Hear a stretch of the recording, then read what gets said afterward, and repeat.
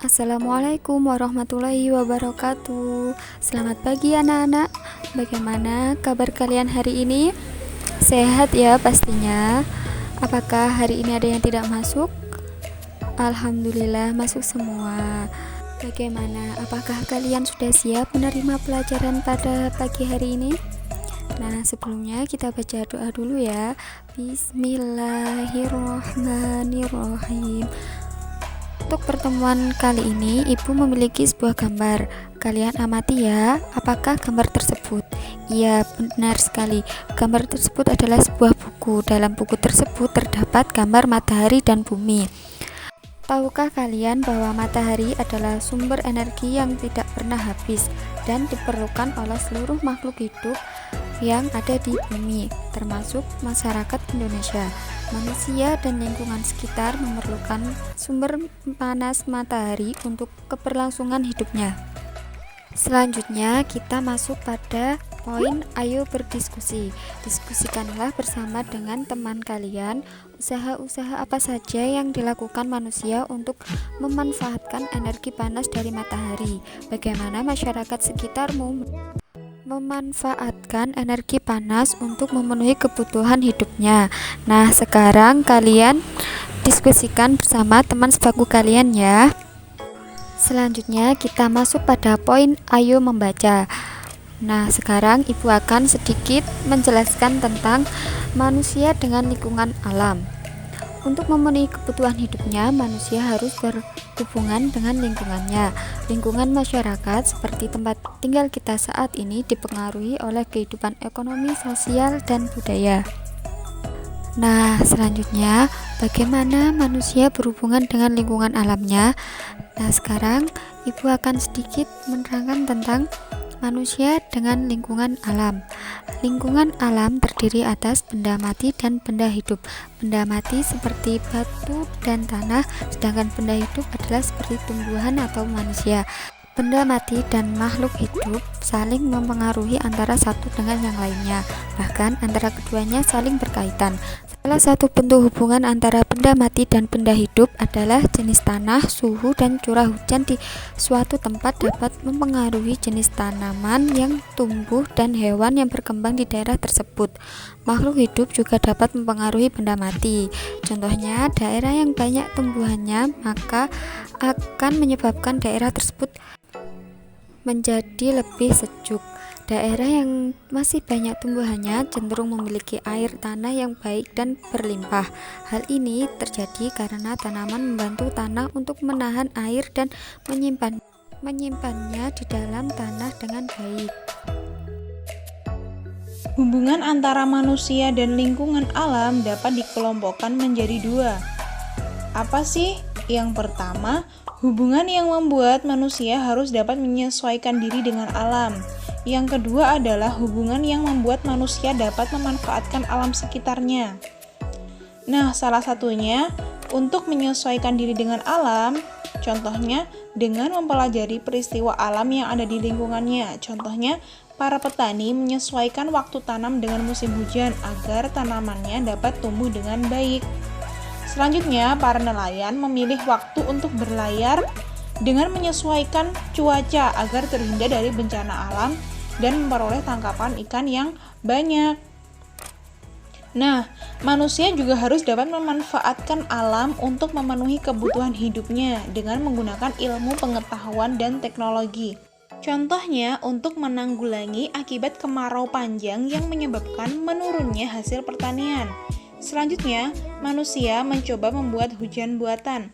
Nah, dalam pembuatan hujan buatan ini, tentu manusia harus menggunakan ilmu, pengetahuan, dan teknologi. Lanjutnya, jawablah pertanyaan berikut ini. Yang nomor 1, apa judul bacaan di atas? Ya, manusia dengan lingkungan alam. Lanjut, yang nomor 2. Tuliskanlah kata-kata kunci yang ada dalam setiap paragraf di atas. Yang paragraf pertama, kalian tulis ya, makhluk hidup dan lingkungan alam. Yang paragraf kedua, benda mati dan makhluk hidup. Lanjut, paragraf ketiga, makhluk hidup dan benda mati. Paragraf 4, hubungan menyesuaikan diri, dan memanfaatkan alam. Yang paragraf 5, manusia, alam, dan ilmu pengetahuan dan teknologi. Lanjut ya, nomor 3. Buatlah sebuah pertanyaan dengan menggunakan kata kunci yang kamu tentukan dari setiap paragraf pada bacaan di atas. Kemudian mintalah temanmu untuk menjawabnya. Kita ambil dari kata-kata dari nomor 2 ya. Jadi gini, apa yang dimaksud dengan lingkungan alam? Itu yang pertama. Yang kedua, apa hubungan antara benda mati dan makhluk hidup dalam suatu lingkungan? Seperti itu contohnya ya. Kalian lanjutkan sendiri ya sampai paragraf kelima. Terus yang nomor 4, buatlah paling sedikit 2 pertanyaan tentang bacaan yang ingin sekali kamu ketahui lebih dalam. Contohnya seperti ini. Disebut apa hubungan antar manusia? Lanjut ya. Contoh pertanyaan kedua, sebutkan contoh lain penggunaan teknologi dalam pemanfaatan untuk memenuhi kebutuhan hidupnya. Seperti itu. Lanjut nomor 5 ya. Apa yang dapat kamu simpulkan dari bacaan di atas? Jelaskanlah isi bacaan kepada teman sebangkumu. Bisa dijawab dengan seperti ini. Makhluk hidup melakukan hubungan dengan sesama makhluk hidup dan lingkungannya. Makhluk hidup juga dapat mempengaruhi benda mati. Manusia memanfaatkan alam menggunakan ilmu pengetahuan dan teknologi. Seperti itu. Nanti lebihnya kalian bisa tambahi sendiri ya, atau nanti kalian bisa diskusikan dengan teman sebangku kalian.